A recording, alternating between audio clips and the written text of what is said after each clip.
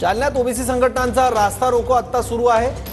लक्ष्मण हाकेंच्या उपोषणाचा 6वा दिवस आहे। जालन्यात ओबीसी संघटना आक्रमक झालेल्या आहेत। मोर्चाचे समन्वयक जे आहेत, जे तरुण आहेत, ते आपल्याला आक्रमक होताना आपल्याला पाहायला मिळतात। वडील उद्रीचं जे हे परिसर आहे आणि या परिसरामध्ये राष्ट्रीय महामार्ग आहे, छत्रपती संभाजीनगर राष्ट्रीय महामार्ग, धुळे महामार्ग आहे आणि हा महामार्ग जो आहे तो अशा पद्धतीने आता अडवण्यात आलेला आहे। आणि माझ्या जर बाजूला जर बघितलं तर हे जे तरुण आहेत, हे जे मोर्चाचे लोक आहेत, ते रस्त्यावरती अशा पद्धतीने ठाण मांडून बसलेले आहेत। जोपर्यंत सरकारचं शिष्टमंडळ इथं येणार नाही तोपर्यंत हे आंदोलन जे आहे ते चालूच राहणार आहे, असा जो पवित्रा जो आहे या ठिकाणी घेतलेला आहे। जर रस्त्यात जर बघितलं तर हातामध्ये पिवळे झेंडे आहेत आणि एकच पर्व ओबीसी सर्व अशा पद्धतीचे जे आहेत घोषणाबाजी आपल्याला पाहायला मिळतात। इथले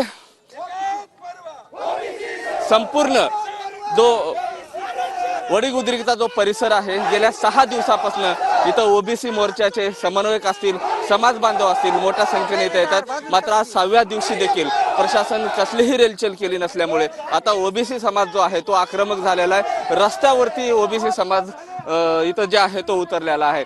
हातामध्ये भगवे पिवळे झेंडे आहेत आणि हे झेंडे घेऊन अशा पद्धतीनं राष्ट्रीय महामार्ग जो आहे तो अडवण्यात आलेला आहे।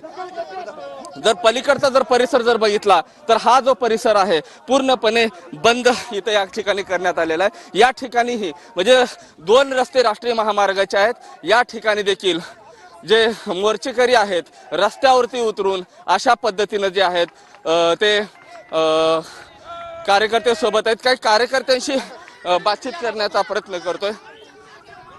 राष्ट्रीय महामार्ग आहे, धुळे सोलापूर हा राष्ट्रीय महामार्ग आहे। अशा पद्धतीनं तुम्ही काय मागणी आज रस्ता रोको करता? मागणी ओबीसी मध्ये जी घुसखोरी व्हायला लागली, आमच्या 2 संघर्ष योद्धा आज उपोषणाला बसलेले आहे।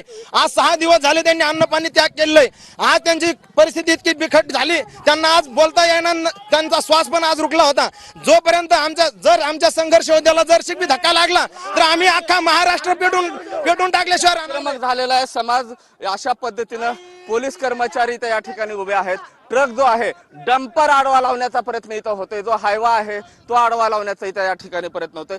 पोलीस दल जे आहे ते घटनास्थळी पोहोचलेलं आहे। हातामध्ये लाठ्या काठ्या पोलिसांच्या आहेत, मात्र कुठलाही कायदा सुव्यवस्था जो आहे तो बिघडू नये याची काळजी या ठिकाणी घेतली जाते। कुठलंही सुरुवातीला काही निर्णय न घेता या पद्धतीनं मोर्चेकरी जे आहेत त्या आंदोलनाकडून या ठिकाणी आलेले आहेत। हा पलीकडचा